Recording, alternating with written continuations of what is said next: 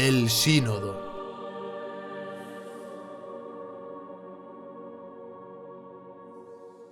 Nuestro camino solo lo marca Dios. Nadie salvo Él puede juzgarnos. Los apóstoles somos sus heraldos, aquellos que hacemos cumplir su voluntad. Nada escapa a nuestro control. Somos juez, jurado y verdugo de aquellos que se atreven a desafiar a nuestro Dios.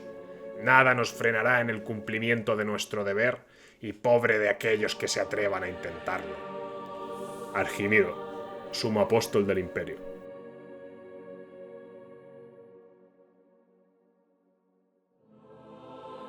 El sínodo estaba a punto de comenzar. Los 12 apóstoles imperiales estábamos en nuestros respectivos asientos alrededor de una mesa rectangular ubicada justo en el centro del amplio salón principal del templo del apostolado. La estancia carecía de decoración y objeto alguno de ostentación. Era una sala diáfana con las paredes pintadas de blanco. La mesa era de madera vieja y maciza y las sillas eran de madera de pino, sin ornamentación ninguna. De hecho, eran bastante incómodas. Solo unas sencillas velas distribuidas a lo largo de la mesa nos acompañaban. Como no podía ser de otra manera, los auxiliares habían quemado incienso en su interior, invadiendo un profundo olor denso y amaderado toda la estancia.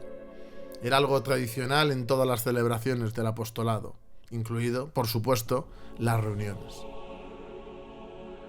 El templo en sí era sobrio, de amplias dimensiones, y ubicado en el primer círculo de edificaciones en torno al castillo del dios emperador, junto a otros edificios de la administración imperial de la ciudad de Sacreon. Tenía 5 plantas. La inferior estaba ocupada prácticamente por el salón principal y algunos almacenes. El resto de plantas eran viviendas para novicios y sacerdotes, exceptuando la última, en la cual se encontraba la biblioteca del apostolado. Algunos decían que era la más grande de todo el continente. En sus inicios, el apostolado y nuestra fe habían sido calificados como una religión minoritaria. De hecho, fue acusada de ser una secta durante cientos de años. Cuando nuestras campañas de evangelización fueron dando sus frutos, logramos ir infiltrándonos en el ejército, la administración y en la propia familia real.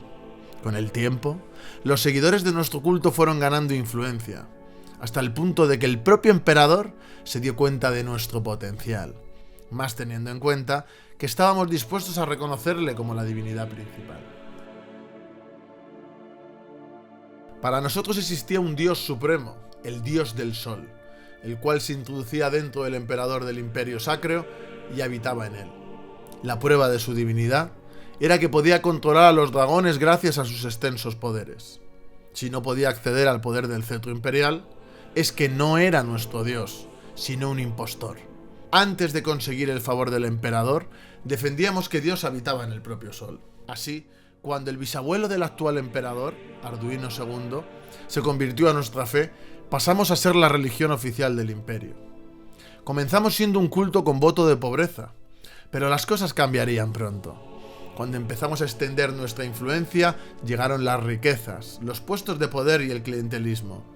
Mantuvimos nuestro templo principal como antaño, sencillo y austero, pero fuera de allí, eliminamos el voto de pobreza, elevando nuestra dignidad y estilo de vida al lugar que nos merecíamos. ¿Por qué debíamos vivir como ratas si éramos quienes salvábamos las almas de todos y manteníamos el orden en el imperio? No tenía sentido. Teníamos esas recompensas porque Dios quería que las tuviéramos. Tuvimos alguna resistencia al principio de los cambios que sufrimos por parte de miembros de nuestra comunidad que querían mantener lo que según ellos era la esencia de nuestra iglesia. El sumo apóstol hizo bien quemándoles en la hoguera. Esos herejes no sabían avanzar con los acontecimientos y aceptar el lugar que Dios había decidido que ocupáramos.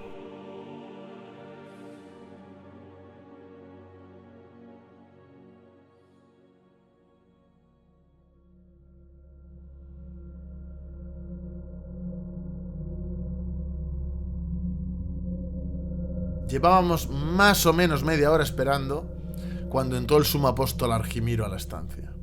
Iba vestido, al igual que el resto de nosotros, con un largo y estrecho vestido negro acabado en forma de campana. La única diferencia con nosotros era que llevaba el anillo que le acreditaba como el jefe de todos los creyentes. Este consistía en una gema roja de forma rectangular sobre un anillo grueso de oro macizo. Iba con la cabeza afeitada, como todos los demás. La única diferencia física con el resto de nosotros era su altura. Nos sacaba media cabeza a todos. Avanzó con los dedos entrecruzados a la altura del estómago. Nos levantamos todos e hicimos una cortés reverencia en lo que él se sentaba presidiendo la mesa. Tras lo cual, volvimos a tomar asiento. En 2 sillas, justo detrás de él, tomaron asiento los escribanos que iban a tomar nota de todos los acuerdos que adoptáramos. Lo que saliera de allí sería ley para todos los creyentes. Buenas, hermanos. Saludó a Argimiro con un leve movimiento de su mano izquierda. Tenemos una serie de cuestiones que tratar de extrema urgencia. La primera de ellas es la cuestión de esos herejes de Saronia y la situación de nuestro ejército. La segunda, el terrible suceso de que los orcos se están concentrando en la zona sur de la frontera, es decir, frente al territorio que controlamos de forma directa. La tercera, ese molesto Berengario y sus recientes actividades. Y la cuarta y última, ese pesado de Asdrúbal y sus quejas ridículas. Mientras anunciaba las cuestiones más acuciantes, repiqueteaba con los dedos de su mano derecha sobre la mesa, poniéndome nervioso, pero cualquiera le decía algo. Su mal carácter era famoso en todo el imperio. Tras su exposición, el silencio continuó unos segundos, mientras algunos apóstoles afirmaban con la cabeza preocupados. Bien. Sobre la primera cuestión propongo mantener al ejército apostólico preparado esperando el avance de los acontecimientos. Necesitamos que pase algo para que se nos sume el resto del ejército imperial. Nosotros solos en la situación actual tendríamos muchas pérdidas en una lucha contra los saronitas. «Es necesario intervenir de inmediato», respondí con voz firme y categórica. «Esos malditos herejes siempre han puesto un tapón para la extensión de nuestra fe. Allí practican la libertad de culto. Incluso algunos de ellos mantienen la fe en el dios alado». Un fuerte revuelo se extendió entre el resto de los apóstoles. Saronia era el último reducto que se resistía a nuestra fe debido a los derechos que tenían por el Tratado de Tames, conseguido como fruto de la batalla del Gran Río. Querido Bruno, respondió Argimiro con condescendencia y un leve retintín en su voz. El rencor por la humillación que sufriste habla por ti. Sus palabras helaron mi sangre. Hay que saber llevar los tiempos de las cosas. Nosotros somos los elegidos de Dios. No podemos perder ante nadie. Pero tener muchas bajas en la consecución de nuestros objetivos llevaría a obtener una situación de debilidad que no nos podemos permitir si queremos seguir avanzando con rapidez en las metas que nos hemos fijado. El resto de los apóstoles afirmaban con convicción. Pero todos sabíamos que con Dios de nuestra parte o no, los saronitas podían arrasar con nuestro ejército como si de soldados de papel se tratara. Necesitábamos que su ejército estuviera ocupado en otro frente o que el emperador nos ayudara, lo cual era mi plan. «Señor», repliqué, «no me cabe duda de que lo que afirmáis es cierto, pero si pudiéramos hacer que el emperador se implicara...» Por supuesto, Bruno. ¿Qué crees que quiero conseguir? Pero necesitamos tiempo y por lo tanto no forzaremos las cosas. ¿Alguien más tiene alguna objeción a mis designios con respecto a este tema? Por supuesto, nadie dijo nada. Tras esperar unos segundos mirándonos, prosiguió con la siguiente cuestión. Me miró y respondí con una leve inclinación de cabeza.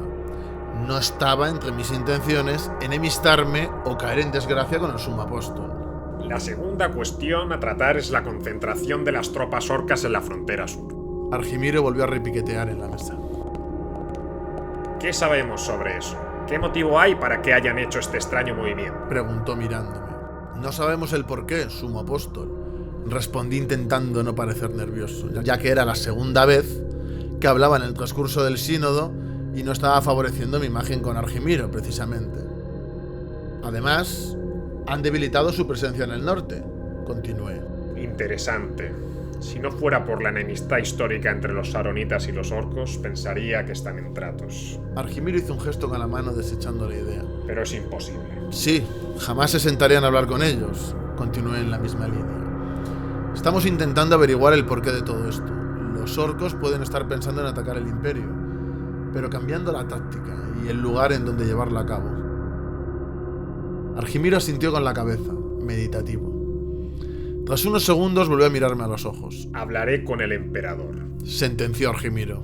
Hay que dejarle claro a los orcos que en caso de conflicto, los saronitas bajarán al sur a combatirles y movilizaremos al ejército imperial, destruyéndolos con una pinza de igual forma que la última vez.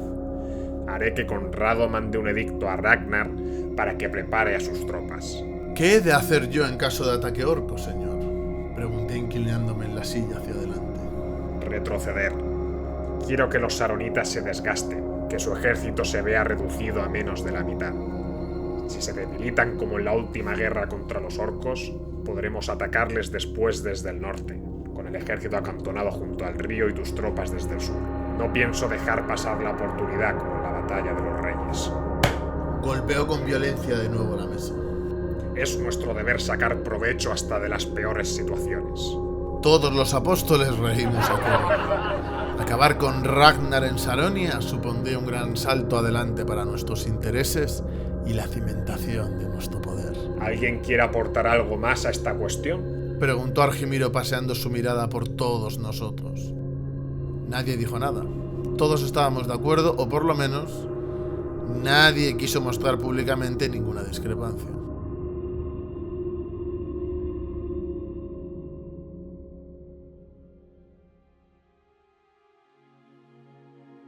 En tercer lugar, prosiguió Argimiro, debemos hablar de ese entrometido de Berengario. Un gran revuelo se armó entre los presentes. Un cuchicheo cargado de reniegos y exabruptos se extendió por toda la sala.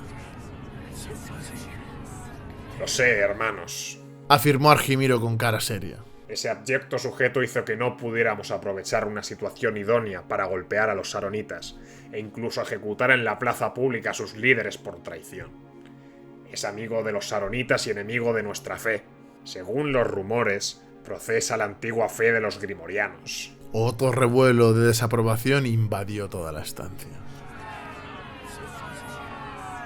Es nuestro deber librar al imperio de tan nefasto elemento. Pero es el jefe de la guarnición de Sacreon y es la cabeza de la caballería imperial, contestó Artemio, el apóstol encargado de la región de Con. A Argimiro se le salían los ojos de sus órbitas de pura furia. Agarró el borde de la mesa con ambas manos y apretó con furia. La vena de su cuello parecía que iba a explotar. Conteniéndose, dentro de lo posible, respondió. Y Dios está con nosotros y nuestra influencia sobre el emperador es máxima. Todos rieron a coro. El secreto mejor guardado del imperio era totalmente desconocido para cualquiera fuera de esa estancia. Con el apoyo de Dios, no nos costará que el emperador ajuste cuentas con un enemigo del apostolado como él. Yo confío plenamente en las capacidades del sumo apóstol, interrumpí peloteándole. Berengario caerá de forma inexorable.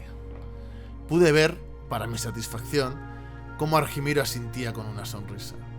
Todavía estaba a tiempo de congraciarme con él. Exacto, querido Bruno. Tengo entendido que Berengario va a ir a Saronia en representación del emperador. Cuando vuelva saltará nuestro complot y acabará crucificado frente a nuestro templo. Todos los apóstoles nos pusimos a aplaudir hasta que nos dolieron las manos. Argimiro estaba pletórico, con el pecho hinchado y con una amplia sonrisa dibujada de lado a lado de la cara. ¿Estamos todos de acuerdo entonces?, preguntó Argimiro mirando de forma fija a Artemio. Este inclinó la cabeza en señal de aceptación. Sí, sumo pontífice, contestamos todos a coro, golpeando con el puño la mesa en repetidas ocasiones. Por último, tenemos la obligación de hablar de ese chupatintas de Asdrúbal. ¿Qué deberíamos hacer con él?, preguntó Argimiro mirando a ambos lados de la mesa. Creo que deberíamos ir a hacerle una visita y dejarle las cosas claras, respondió Cenerico con su voz aguda y estridente. Era el apóstol encargado de la región en torno a Mariset. O deja de importunarnos o acabaremos con él. Ningún lord está por encima del apostolado. Todos afirmamos, sobre todo yo, que gracias a él no tendría que volver a hablar en todo lo que restaba de sínodo. Me parece bien, Cenerico. Creo que le haré llamar al templo para decírselo en persona. De nuevo la estancia se inundó de risas maliciosas. ¿Os parece bien a todos?, preguntó sonriendo. Todos sabíamos cómo iba a acabar esa reunión, con Asdrúbal humillado e implorando el perdón del sumo apóstol. era un cobarde avaricioso, y ese tipo de gente tenía mucho miedo a perder su estatus. Entonces, por la presente, damos por concluido este sínodo, dijo Argimiro levantando la voz con solemnidad. Es hora de dejar de hablar y de empezar a actuar. Nuestros próximos movimientos van a decidir nuestro futuro. Partid en paz, hermanos, sentenció levantándose. Todos le imitamos. Le hicimos una profunda reverencia y nos dispusimos a marchar a toda prisa cada uno a su región. Estaba mal visto que los apóstoles hablaran entre ellos tras un sínodo. Todos se debían al sumo apóstol y tras cerrar en la reunión no había nada más que hablar. Me esperaba un largo viaje, pero me iba contento. Mi posición no se había visto perjudicada. Si las cosas salían como esperábamos, iba a conseguir encumbrarme.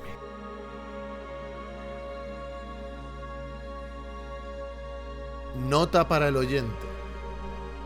La narración, sobre todo cuando hay múltiples personajes y no disponemos de gente para poner determinadas voces, en algunos capítulos tiene que cambiar. Entonces veréis a lo largo de toda la novela que en algunos capítulos se han narrado personajes con voces diferentes, más que nada porque Vidal y yo somos los que ponemos la mayoría de voces, ¿no? Y como cambian mucho los narradores, hay algunas dificultades, pero en todo momento se entiende, y en cada capítulo, visto de forma separada, se entiende a la perfección quién es cada personaje. Pero para aquellos que quieran hilar muy fino, decir que ese cambio de voces se ha producido a lo largo de capítulos, están bien narradas y se ve claro, ¿no?, quién es cada personaje, pero para aquellos que les gusta hilar muy fino, para que sepan cuál es la realidad, y que cuando salga la novela en físico podéis ver que no hay absolutamente ninguna incoherencia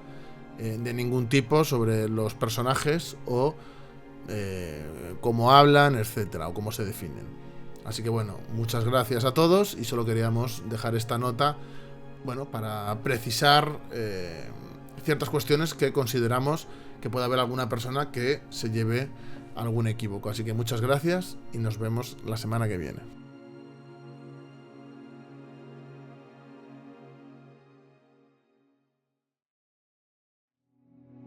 Esperamos que este relato haya sido de su agrado. Si queréis apoyar el nuevo proyecto y uniros a nuestra comunidad, solo tenéis que haceros miembros de nuestro canal de YouTube o pulsar en el botón de Apóyame en nuestro canal de iVoox. Hasta pronto, amigos argenteos.